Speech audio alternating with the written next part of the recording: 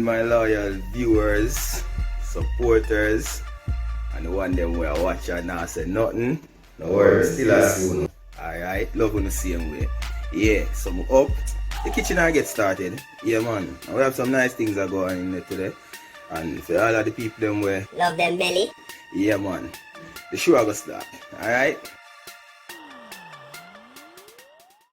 Welcome to another episode in my kitchen, or should I say in my wife's kitchen, because I won't be the one today who will be featured. She will be the one baking something wonderful for you guys today. So Annie will be making some buttermilk biscuits. Wow, they will be so fluffy and nice. At this time, I just want to take the time out to big up all my loyal viewers, my loyal supporters, the ones them we are watching now. Say nothing, no worry, I'm still a soon. Yeah man. And to the new subscribers, just want to say thank you for subscribing and expect great content to come. Without further ado, I'm gonna get right into it. Hi guys, so before we begin, I want to go ahead and share with you some tips and tricks you need to bear in mind before making your buttermilk biscuits. Now these will ensure that your biscuits are flaky and tender and of course delicious as we want them. Now the most important tip to note is to keep your fat and your liquid cold. Now this includes your butter and of course your buttermilk. Now due to the fact that where we're living is pretty humid and hot, I like to go the safe way and actually include the bowl and the flour. I like to get those cold or chilled as well. Now this will ensure your biscuits are really flaky and really tender as mentioned, and that's exactly what we want for our biscuits. Now throughout this video, I will be sharing other points to keep our biscuits flaky, so you can listen out for that. The second thing that we want to note and bear in mind is that the type of fat we use contribute to the overall outcome of our dough. Now in this case, of course, as mentioned, we want to get a very flaky and tender biscuits. Now to achieve that, we are using solid fat, and in this case of course we are using butter. Well, I'm using soft margarine, but you can use butter. Regular margarine will be a little bit heavy on your dough, so we want to go as light as possible. So if you're going to use any form of margarine, ensure that it is a soft margarine version, or you can use unsalted butter. Now if you don't want to use any of the above, that's absolutely fine. You can use shortening or you can use lard. Just ensure that it is very cold. Now, of course, this recipe calls for buttermilk. I haven't seen any in our local stores or supermarket, but not to worry. You have no buttermilk, no worries, no problem. We just make our own. Now, what I normally do is I use 1 cup of whole milk with 1 tablespoon of either white vinegar or lemon juice. Now, I would recommend you use the whole milk because you want a very high fat content in our buttermilk. So I wouldn't recommend 1% low fat or skimmed milk. Definitely the whole milk is the choice. Now, if you don't want to use milk, or you don't have any on hand, there are other substitutes that you can use. Now you can use yogurt, or you can actually use sour cream. What you do is actually add 3/4 cups of either the sour cream or the yogurt, and we would mix that in with 1/4 cup of cold water, and then you'll be good to go. What we're trying to achieve is to activate the baking soda in our dough. So we rely on that acid in the buttermilk or the sour cream or the yogurt to activate that baking soda, and it will help our biscuits to rise tall and tender. So either one of the 3 that you choose to use is perfectly fine. The last thing I want to share with you is how I normally do my butter. Now, I find that because it is so hot and humid where I am, the butter tends to soften or get to room temperature really quickly. And if that happens, then it will give us a cohesive dough instead of a light and fluffy dough, and that's not what we need.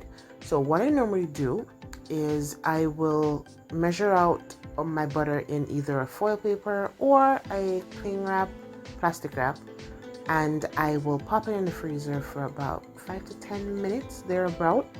Then I dice it, pop it back in the freezer until I am ready to use it. That slows down the softening process, and it really gives me leverage over handling my dough.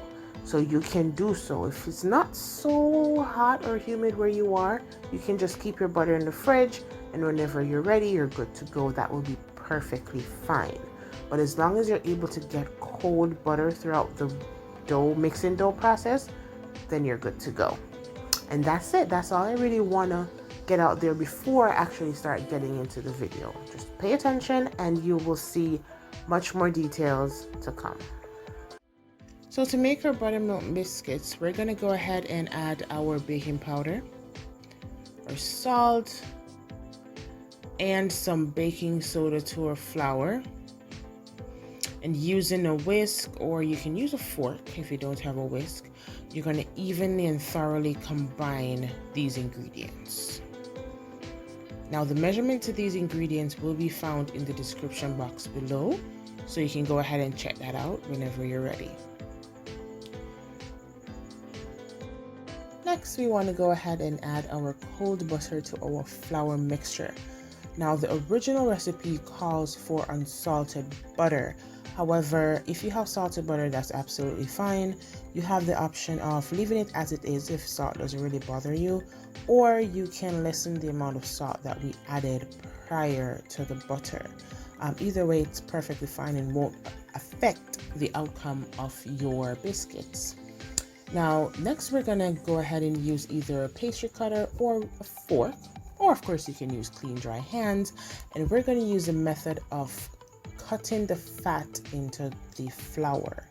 Now this actually serves two purposes. The first thing it does is to actually coat the flour so that it reduces gluten activation, because we really don't want that in our biscuits. We don't want a cohesive dough. We want it light and fluffy. And of course, the next thing it does is to distribute little butter throughout our biscuit, so when it melts in the oven, it kind of creates pockets of flakiness throughout our biscuits. So that's what we want to go ahead and do. Now, if of course you are using your hands, that's absolutely fine. We want to go ahead and use a scoop and rub method, as you see me doing here. Of course, the purpose is mainly to coat the flour, so you can keep doing that until you get a sort of a breadcrumb or a cornmeal texture, but it should kind of feel coarse throughout your fingertips. So you just scoop and rub until you're satisfied with the texture of your flour. And of course you want to do this really quickly because time is against us and we don't want our butter to get softened. Now at this point we want to go ahead and add our buttermilk or sour cream or yogurt mixture to our flour. We also want to slow down and try to get as gentle as possible, because at this point it does affect the outcome of our dough or the outcome of our biscuits, and we're not making bread, so we want to be as gentle as we can so that we get light, fluffy, flaky biscuits. To achieve this, I do recommend you using either a spatula or you can use a small wooden spoon to gently stir your flour into your liquid.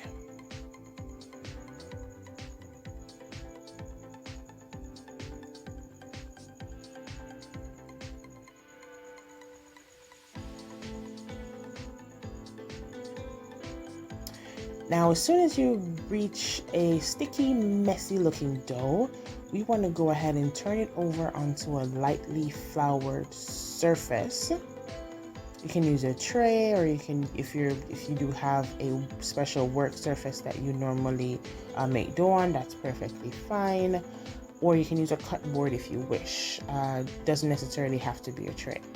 But once you have a clean work surface, that is perfectly fine. Right, so we're gonna flour our hands, and we're gonna try to get the dough all together, pat it together, and sort of form a rectangular shape with it. Again, we don't want to overwork our dough. We want to kind of get it as gentle as possible. So we're gonna try to get it together, then we're going to pat it down with our hands, sort of in a rectangular shape, if we may. Now, once we've achieved that rectangular shape, it does look a little messy, but it's fine. Once we've achieved that shape, we want to go ahead and fold our dough in half and then pat it again. We're going to do this a few more times, about 6, 7, I go sometimes 8 times, because what we're doing is actually creating layers of flakiness in our biscuits. So when they rise, you will see those different layers in your biscuits, and this is how we achieve it, by folding our dough. So we want to do that.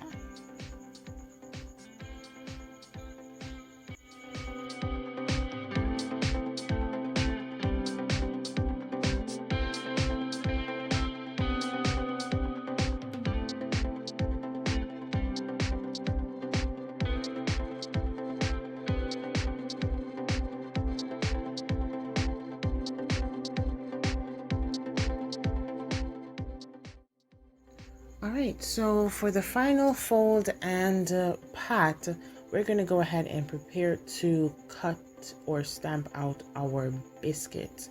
Now, you can use a cookie cutter, or you can use a glass cup at home. You can use a measuring cup if you wish. As long as you have a circular object that is clean, you can go ahead and use it to stamp out your biscuits. I like to use this cookie cutter that I have with rugged edges. I don't know why, but I just like doing that. So we're gonna go ahead and stamp out our biscuits, and we're gonna place them in a nicely buttered or nicely greased baking tin, where we're gonna go ahead and bake these off. Now, if at any point after you have folded and patted your dough, you feel as if the butter is becoming soft and you feel the dough getting softer, it is not a crime, or it is not wrong to just stop, put it in a cling wrap, and just pop it in the fridge for about 5 minutes. I do know it does get extremely hot and it will affect your dough. We don't want that. We want the dough to remain cold. So it's perfectly fine to pop it in the fridge if you feel at any point that your dough is getting room temperature.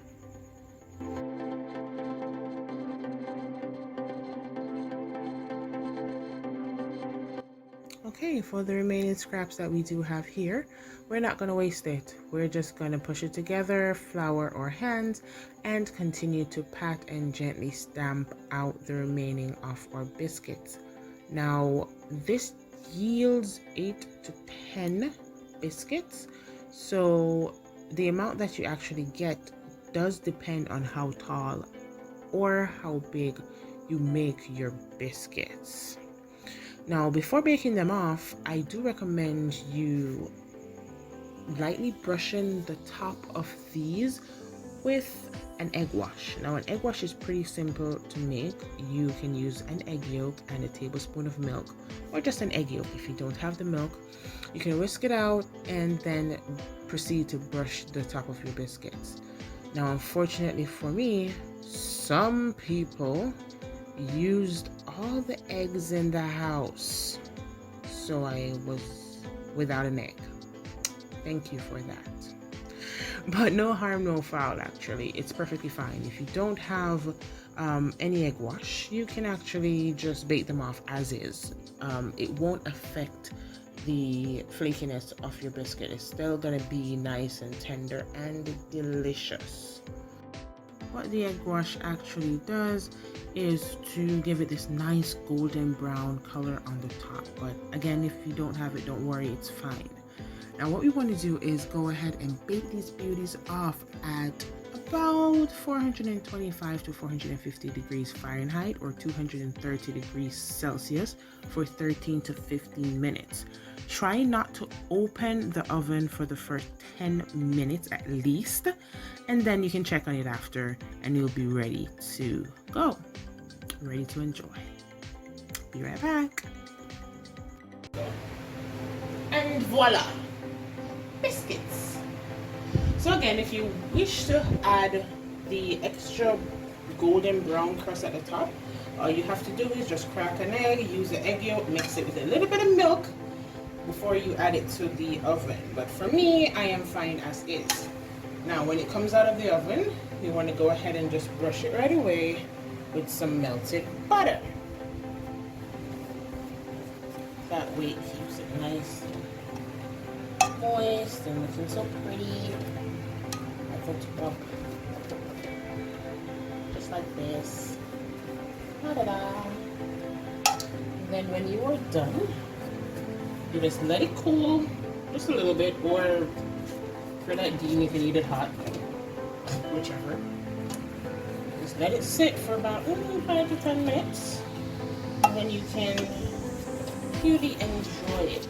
Again, you do not want to overbake your biscuits because they will get dry. We don't want that. So, let's see what we got.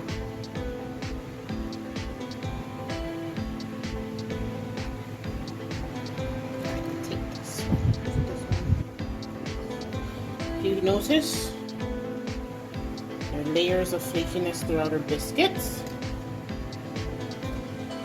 We're going to go ahead and break it.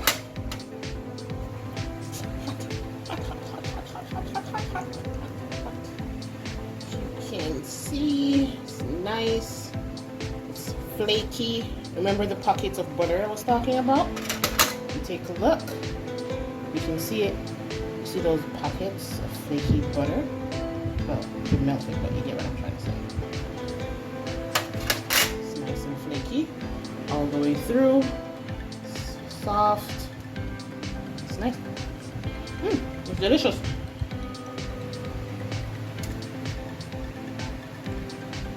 Very good. And that is it. How to make a buttermilk biscuit. Oh, this is good.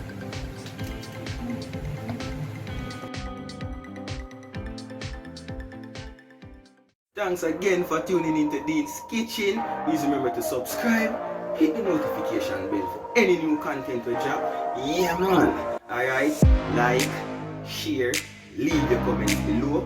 Any questions or queries. Respect.